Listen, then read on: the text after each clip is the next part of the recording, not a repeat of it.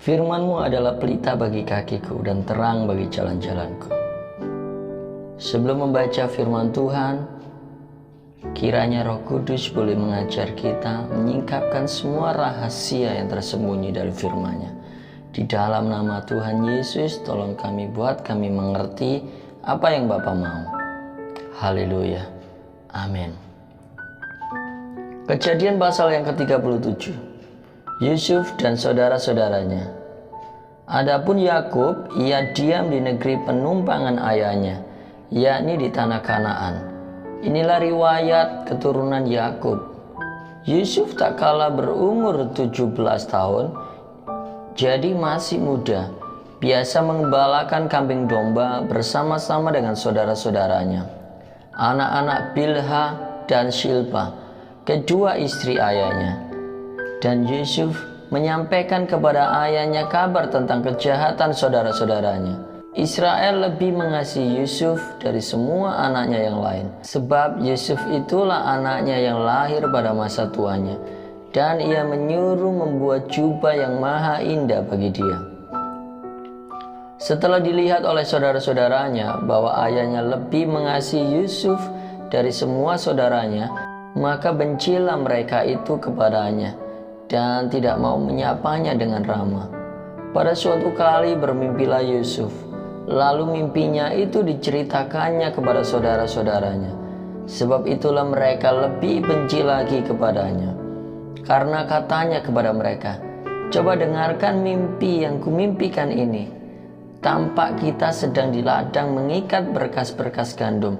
Lalu bangkitlah berkasku dan tegak berdiri. Kemudian datanglah berkas-berkas kamu sekalian mengelilingi dan sujud menyembah kepada berkasku itu." Lalu saudara-saudaranya berkata kepadanya, "Apakah engkau ingin menjadi raja atas kami? Apakah engkau ingin berkuasa atas kami?" Jadi makin bencilah mereka kepadanya karena mimpinya dan karena perkataannya itu. Lalu ia memimpikan pula mimpi yang lain, yang diceritakannya kepada saudara-saudaranya. Katanya, "Aku bermimpi pula, tampak matahari, bulan, dan 11 bintang sujud menyembah kepadaku." Setelah hal itu diceritakannya kepada ayah dan saudara-saudaranya, maka ia ditegur oleh ayahnya. "Mimpi apa mimpimu itu? Masakah aku dan ibumu serta saudara-saudaramu sujud menyembah kepadamu sampai ke tanah?" Maka iri hatilah saudara-saudaranya kepadanya, tetapi ayahnya menyimpan hal itu dalam hatinya. Yusuf dijual ke tanah Mesir. Pada suatu kali pergilah saudara-saudaranya mengembalakan kambing domba ayahnya dekat Syichem. Lalu Israel berkata kepada Yusuf, "Bukankah saudara-saudaramu mengembalakan kambing domba dekat Syichem? Marilah engkau kusuruh kepada mereka." Sahut Yusuf, "Ya Bapa." Kata Israel kepadanya, "Pergilah engkau melihat apakah baik keadaan saudara-saudaramu dan keadaan kambing domba, dan bawalah kabar tentang itu kepadaku." Lalu Yakub menyuruh dia dari lembah Hebron, dan Yusuf pun sampailah ke Syichem. Ketika Yusuf berjalan ke sana kemari di padang, bertemulah ia dengan seorang laki-laki yang bertanya kepadanya, "Apakah yang kau cari?" Sahutnya, "Aku mencari saudara-saudaraku. Tolonglah katakan kepadaku di mana mereka mengembalakan kambing domba." Lalu kata orang itu, "Mereka telah berangkat dari sini, sebab telah kudengar mereka berkata, 'Marilah kita pergi ke Dotan.'" Maka Yusuf menyusul saudara-saudaranya itu, dan didapatinya mereka di Dotan. Dari jauh ia telah kelihatan kepada mereka, tetapi sebelum ia dekat pada mereka, mereka telah bermufakat mencari daya upaya untuk membunuhnya. Kata mereka seorang kepada yang lain, "Lihat, tukang mimpi kita itu datang. Sekarang marilah kita bunuh dia dan kita lemparkan ke dalam salah satu sumur ini. Lalu kita katakan, seekor binatang buas telah menerkamnya, dan kita akan lihat nanti bagaimana jadinya mimpinya itu." Ketika Ruben mendengar hal itu, ia ingin melepaskan Yusuf dari tangan mereka, Sebab itu katanya, janganlah kita bunuh dia. Lagi kata Ruben kepada mereka, janganlah tumpahkan darah, lemparkanlah dia ke dalam sumur yang ada di padang gurun ini. Tetapi janganlah apa-apakan dia. Maksudnya hendak melepaskan Yusuf dari tangan mereka dan membawanya kembali kepada ayahnya. Baru saja Yusuf sampai kepada saudara-saudaranya, mereka pun menanggalkan jubah Yusuf, jubah maha indah yang dipakainya itu. Dan mereka membawa dia dan melemparkan dia ke dalam sumur. Sumur itu kosong, tidak berair. Kemudian duduklah mereka untuk makan. Ketika mereka mengangkat muka, kelihatanlah kepada mereka suatu kafilah orang Ismail datang dari Gilead dengan untanya yang membawa damar, baslam, dan damar ladan. Dalam perjalanannya mengangkut barang-barang itu ke Mesir. Lalu kata Yehuda kepada saudara-saudaranya itu, apakah untungnya kalau kita membunuh adik kita itu dan menyembunyikan darahnya? Marilah kita jual dia kepada orang Ismail ini, tetapi janganlah kita apa-apakan dia, karena ia saudara kita, darah daging kita. Dan saudara-saudaranya mendengarkan perkataannya itu. Ketika ada saudagar-saudagar Median lewat, Yusuf diangkat ke atas dari dalam sumur itu, kemudian dijual kepada orang Ismail itu dengan harga 20 shikal perak. Lalu Yusuf dibawa mereka ke Mesir. Ketika Ruben kembali ke sumur itu, ternyata Yusuf tidak ada lagi di dalamnya.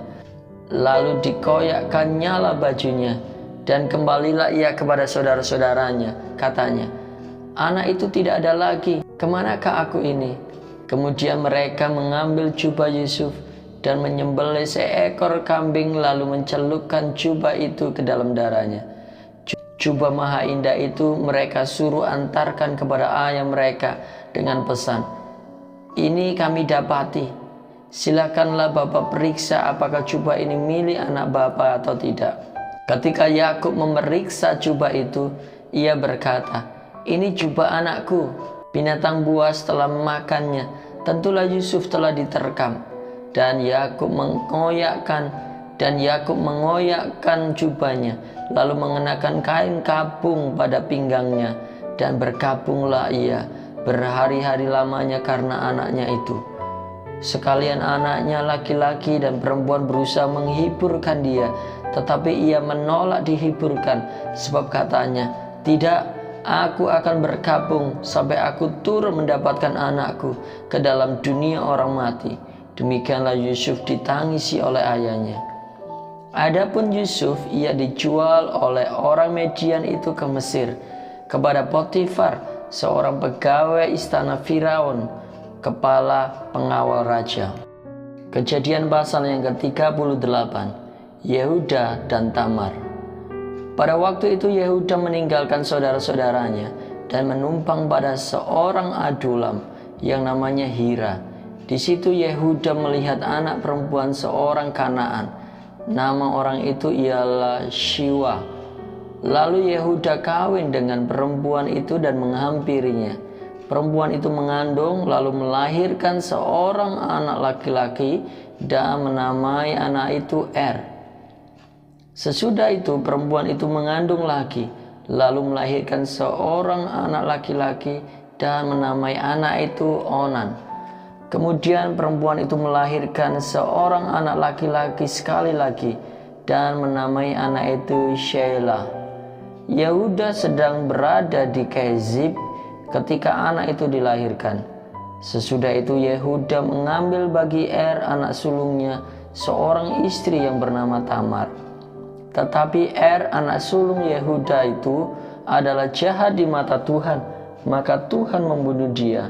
Lalu berkatalah Yehuda kepada Onan, hampirilah istri kakakmu itu, kawinlah dengan dia sebagai ganti kakakmu, dan bangkitkanlah keturunan bagi kakakmu. Tetapi Onan tahu bahwa bukan ia yang mempunyai keturunannya nanti. Sebab itu setiap kali ia menghampiri istri kakaknya itu, ia membiarkan maninya terbuang supaya ia jangan memberi keturunan kepada kakaknya. Tetapi yang dilakukannya itu adalah jahat di mata Tuhan, maka Tuhan membunuh dia juga. Lalu berkatalah Yehuda kepada Tamar menantunya itu, tinggallah sebagai janda di rumah ayahmu sampai anakku Sheila itu besar. Sebab pikirnya, jangan-jangan ia mati seperti kedua kakaknya itu. Maka pergilah Tamar dan tinggal di rumah ayahnya. Setelah beberapa lama matilah anak Shiwa istri Yehuda. Habis berkabung, pergilah Yehuda ke Timnah kepada orang-orang yang menggunting bulu domba-dombanya bersama dengan Hira sahabatnya, orang Adulam itu. Ketika dikabarkan kepada Tamar bapa mertuanya sedang di jalan ke Timnah untuk menggunting bulu domba-dombanya, maka ditanggalkan nyala pakaian kejandaannya. Ia bertelungkup dan berselubung, lalu pergi duduk di pintu masuk ke Enaim yang di jalan ke Timnah. Karena dilihatnya bahwa Sheila telah menjadi besar dan dia tidak diberikan juga kepada Sheila itu untuk menjadi istrinya, ketika Yehuda melihat dia, disangkanya dia seorang perempuan sundal karena ia menutupi mukanya. Lalu berpalinglah Yehuda mendapatkan perempuan yang di pinggir jalan itu, serta berkata, marilah, aku mau menghampiri engkau. Sebab ia tidak tahu bahwa perempuan itu menantunya. Tanya perempuan itu, apakah yang akan kau berikan kepadaku jika engkau menghampiri aku? Jawabnya, aku akan mengirimkan kepadamu seekor anak kambing dari kambing dombaku. Kata perempuan itu, asal engkau memberikan tanggungannya sampai engkau mengirimkannya kepadaku. Tanyanya, apakah tanggungan yang harus kuberikan kepadamu? Jawab perempuan itu, cap meteraimu, serta kalungmu dan tongkat yang ada di tanganmu itu. Lalu diberikan nyala semuanya itu kepadanya. Maka ia menghampirinya. Perempuan itu mengandung daripadanya. Bangunlah perempuan itu lalu pergi. Ditanggalkannya telungkuknya dan dikenakannya pula pakaian kejandaannya. Adapun Yehuda yang mengirimkan anak kambing itu dengan perantaraan sahabatnya, orang Adulam itu, untuk mengambil kembali tanggungannya dari tangan perempuan itu. Tetapi perempuan itu tidak dijumpainya lagi. Ia bertanya-tanya di tempat tinggal perempuan itu, di manakah perempuan jalang yang duduk tadinya di pinggir jalan di Enaim itu? Jawab mereka, tidak ada di sini perempuan jalang. Kembalilah ia kepada Yehuda dan berkata, tidak ada kujumpai dia. Dan juga orang-orang di tempat itu berkata, tidak ada perempuan jalang di sini. Lalu berkatalah Yehuda, biarlah barang-barang itu dipegangnya, supaya kita jangan menjadi buah olok-olok orang. Sungguhlah anak kambing ini telah kukirimkan, tetapi engkau tidak menjumpai perempuan itu. Sesudah kira-kira 3 bulan, dikabarkanlah kepada Yehuda, Tamar menantunya bersundal, bahkan telah mengandung dari persundalannya itu. Lalu kata Yehuda, bawalah perempuan itu supaya dibakar. Waktu dibawa, perempuan itu menyuruh orang kepada mertuanya mengatakan, dari laki-laki yang empunya barang-barang inilah aku mengandung. Juga dikatakannya, periksalah siapa yang empunya cap meterai serta kalung dan tongkat ini. Yehuda memeriksa barang-barang itu lalu berkata, bukan aku, tetapi perempuan itulah yang benar, karena memang aku tidak memberikan dia kepada Sheila anakku, dan ia tidak bersetubuh lagi dengan perempuan itu. Pada waktu perempuan itu hendak bersalin, nyatalah ada anak kembar dalam kandungannya. Dan ketika ia bersalin, seorang dari anak itu mengeluarkan tangannya, lalu dipegang oleh bidan. Diikatnya dengan benang kirmisi, serta berkata, inilah yang lebih dahulu keluar. Ketika anak itu menarik tangannya kembali, keluarlah saudaranya laki-laki, dan bidan itu berkata, alangkah kuatnya engkau menembus keluar. Maka anak itu dinamai Peres. Sesudah itu keluarlah saudaranya laki-laki yang tangannya telah berikat benang kirmisi itu. Lalu kepadanya diberi nama Zerah. Kejadian pasal yang ke-39. Yusuf di rumah Potifar.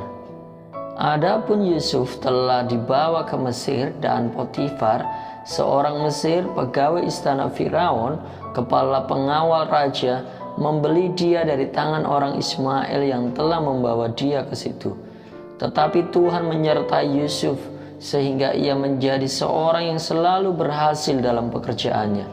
Maka tinggallah ia di rumah tuannya, orang Mesir itu. Setelah dilihat oleh tuannya bahwa Yusuf disertai Tuhan dan bahwa Tuhan membuat berhasil segala sesuatu yang dikerjakannya, maka Yusuf mendapat kasih tuannya dan ia boleh melayani dia. Kepada Yusuf diberikannya kuasa atas rumahnya dan segala miliknya diserahkannya pada kekuasaan Yusuf.